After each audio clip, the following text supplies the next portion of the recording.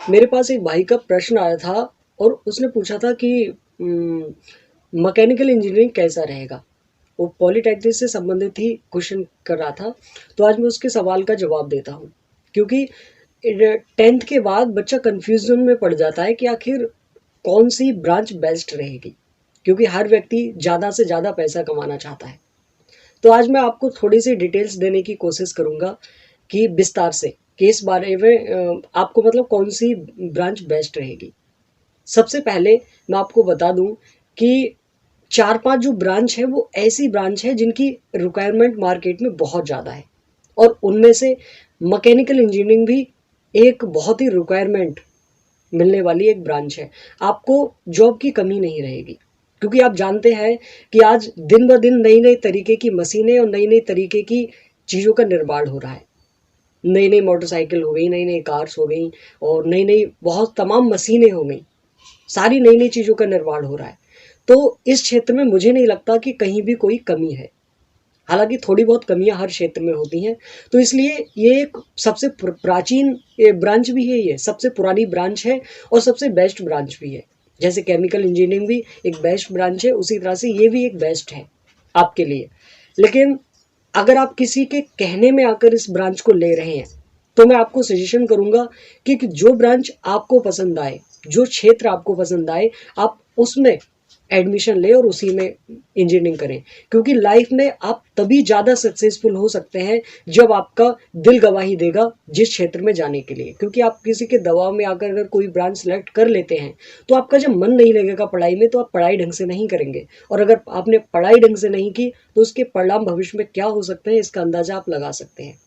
कंपनियां आपके इस बेस पर नहीं देती हैं सैलरी कि आपकी डिग्री क्या है, वो इस बेस पर आपको सैलरी देती हैं कि आप जानते क्या है।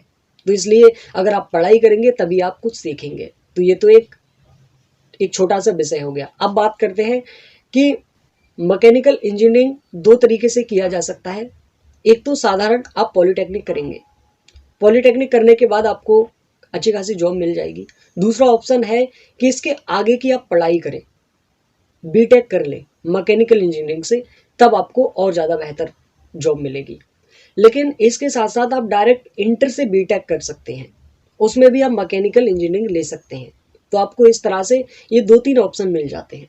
अब सबसे पहले हम बात करते हैं मैकेनिकल इंजीनियरिंग। अगर आप 10th से पॉलिटेक्निक के थ्रू करते हैं मैकेनिकल ब्रांच से, तो ये आपको एक साधारण परिवार के लिए बहुत ही बेस्ट ऑप्शन है। सैलरी की बात करूं तो 15 से 20 के बीच में रेंज में आपको जॉब मिल जाएगी। अब बात करें, अगर आप पॉलिटेक्निक करने के बाद बीटेक मैकेनिकल इंजीनियरिंग से करते हैं, तो आपको यहाँ पर बहुत सारी छूट मिलने वाली है। सबसे पहले कि आप सेकेंड ईयर में आपका डायरेक्ट एडमिशन हो जाता है पॉलिटेक्निक के बाद, क्योंकि आप यहाँ पर भी वही चीज़ पढ़े हुए होते हैं, तो वहाँ पर आपको कुछ राहत मिल जाती है। तो इसलिए आपको ये एक बेस्ट ऑप्शन हो जाता है। और बीटेक करने के बाद जो स्टार्टिंग सैलरी होती है नॉर्मली व्यक्ति की, तो वो 30 के एवरेज में हो जाती है। और अगर कोई बेस्ट कंपनी मिल गई और आपने बेहतर पढ़ाई की है, तो 60-70 के आसपास आपको सैलरी मिल ही जाती है। अब मैं मैकेनिकल इंजीनियरिंग का एक छोटा सा कुछ चीज़ें बताता हूँ कि जो नॉर्मली मिस्त्री होता है, मैकेनिक, जैसे कि कार मैकेनिक हो गए और मोटरसाइकिल मैकेनिक हो गए, इनमें और आप में एक खास अंतर होता है। आप मैकेनिकल इंजीनियर जब बन जाते हैं, तो आप किसी भी नई चीज़ का निर्माण कर सकते हैं, आप किसी भी नई मशीन का निर्माण कर सकते हैं, क्योंकि आपके पास वो क्षमता होती है।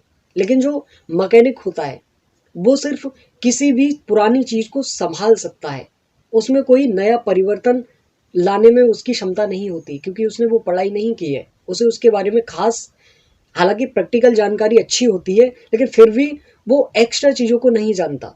लेकिन आप उस चीज़ को परिवर्तित कर सकते हैं, जो मशीन पुरानी है उसे बदलकर नए मॉडल में तैयार कर सकते हैं। तो ये क्षमता होती है मैकेनिक में और मैकेनिकल इंजीनियर में।